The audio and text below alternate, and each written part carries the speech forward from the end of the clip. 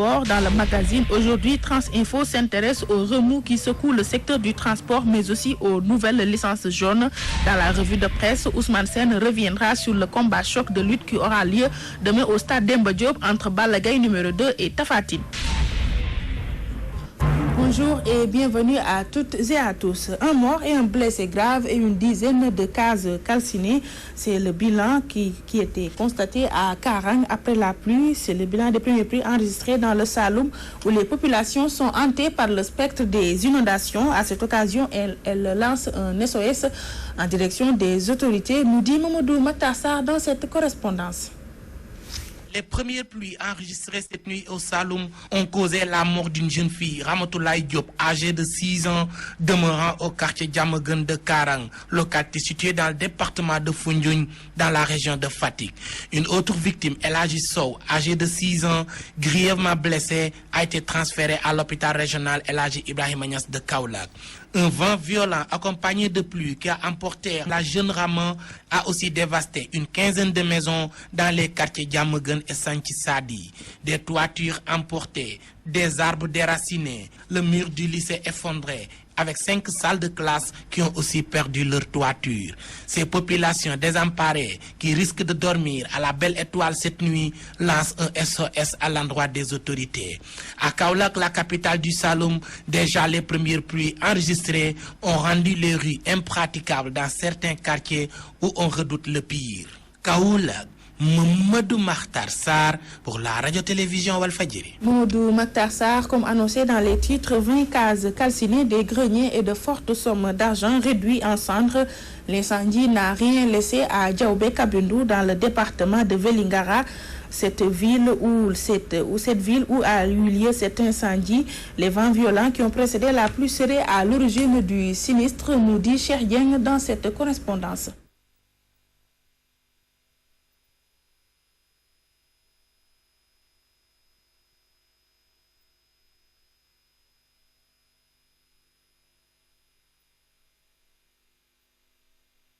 Cheikh Dieng, que nous allons retrouver d'un moment à l'autre, qui nous parle de 20 cases calcinées, des greniers et de fortes sommes d'argent réduits en cendres. L'incendie n'a rien laissé dans la ville de Diaoubé Kabundou, dans le département de Vélingara. Les vents violents qui ont précédé la pluie seraient à l'origine du sinistre. Les explications de Cheikh Dieng que nous aurons l'occasion de suivre d'un moment à l'autre.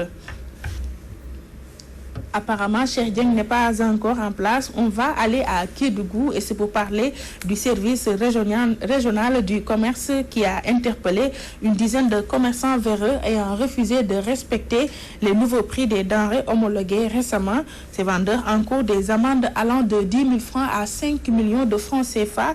André Almami Souane, chef du service régional du commerce de Kédougou, s'en explique au micro de Soli Bouramadabo. Avant la réunion du Conseil régional de la consommation, il y avait eu un premier travail avec les commerçants, un travail technique, une concertation avec les grands fournisseurs, les demi-grossistes.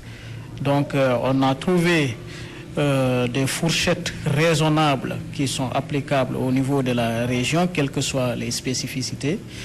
Donc une fois fixé aussi, les commerçants eux-mêmes avaient pris l'engagement de communiquer et de parler à leurs collègues commerçants détaillants pour qu'ils respectent scrupuleusement ces prix arrêtés.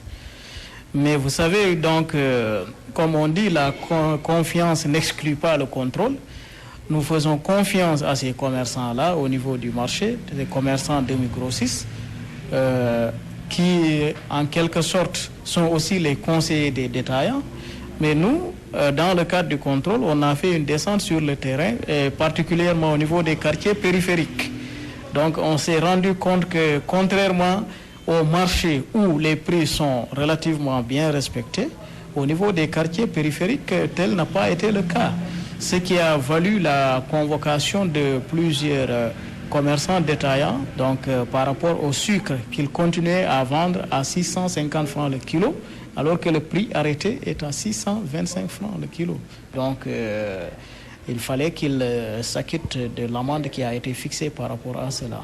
Donc les amendes vont de 10 000 à 5 000. Les explications de André Almami Souane, chef du service régional du commerce de Kédougou, qui revenait sur l'interpellation d'une dizaine de commerçants véreux qui ont refusé de respecter les nouveaux prix des denrées homologuées récemment. Après un an passé à la tête du pays, beaucoup de questions encore autour de la rupture annoncée par Macky Sall et son équipe. Les Dakarois constatent que cette rupture est lente à venir et pensent que les anciennes pratiques demeurent toujours. Fatou Dioufay.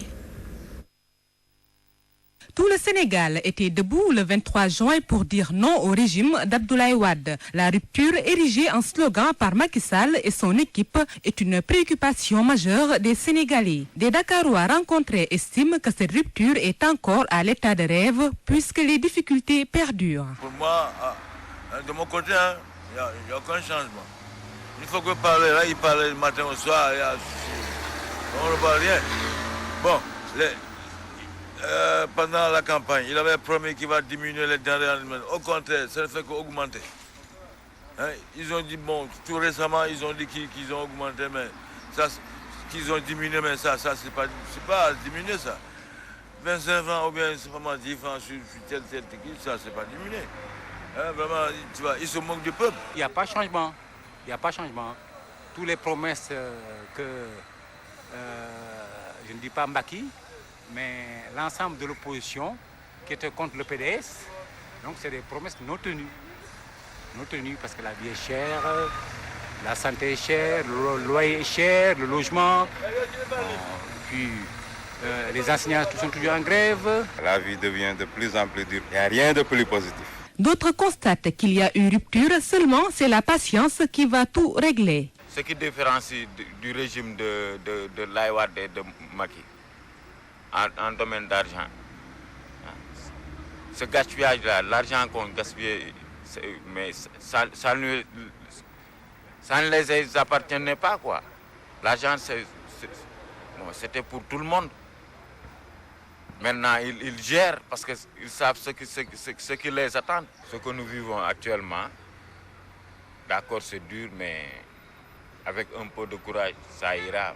Les gens qui ont pillé nos trucs là, bon alors moi je crois bien qu'il y a rupture au niveau entre l'ancien régime et le nouveau régime. Actuellement la vie est chère quoi, mais c'est par rapport à ce que nous ont laissé, ceux qui sont partis quoi. Rupture ou pas, les Sénégalais veulent un pays qui tend vers le développement et beaucoup de difficultés doivent être palliées, notamment les coupures d'électricité et la cherté des denrées de première nécessité et même les nominations tous azimuts. Fatou Dioufay. À quelques heures du combat Balla Gaye numéro 2 Tapha Tine, les riverains du stade Demba Diop commencent à plier bagages pour échapper à la violence qui sévit aux alentours du stade après les grands combats de lutte. D'ailleurs, ces riverains invitent les forces de sécurité à veiller sur eux. Oumou Kalsoum lit reportage.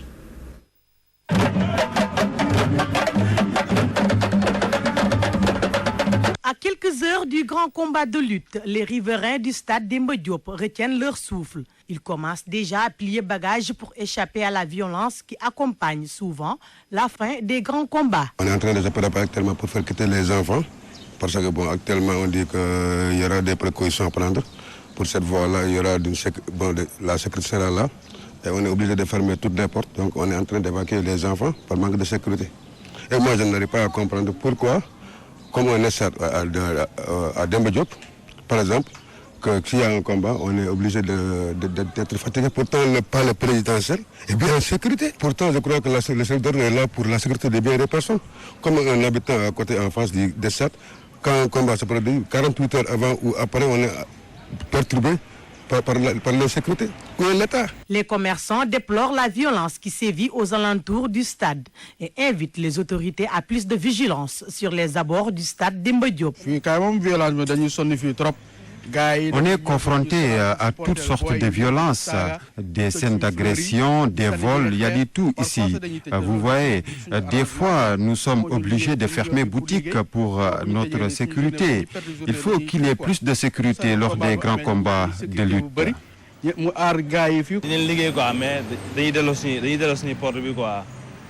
Nous sommes obligés de fermer à moitié les portes de nos boutiques pour pouvoir travailler. On voit du n'importe quoi ici. On agresse des personnes, les gens se bagarrent, il y a du tout ici, vraiment. Nous sommes vraiment fatigués. Les acteurs doivent alors assainir la lutte pour la sécurité des personnes et des biens. La recrudescence de la violence dans le milieu de la lutte, un souci pour ces riverains qui invitent les acteurs à assainir l'arène sénégalaise.